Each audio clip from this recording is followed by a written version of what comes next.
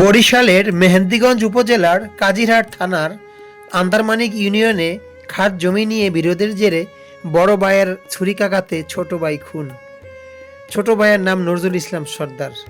রোববার 21শে জুন জোহরের নামাজের সময় স্থানীয় একটি মসজিদে এ ঘটনা ঘটে।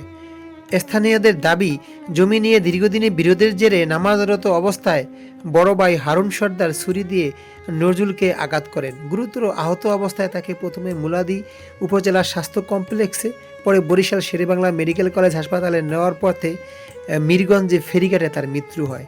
কাজিরহাট থানার পুলিশ জানিয়েছেন, ঘটনার পর অভিযুক্ত পালিয়ে গেছে। মরদেহ ময়নাতদন্তের জন্য পাঠানো হয়েছে এবং অভিযুক্তকে গ্রেপ্তারের অভিযান চালানো হচ্ছে। দর্শক, আমার কোনো ভাষা নেই। আপনারাই বলে যাবেন যে মানুষ এতটা জানোয়ার, এতটা অমানুষ হয় কিভাবে? ভাই কিভাবে পারলো তার ভাইকে খুন করতে?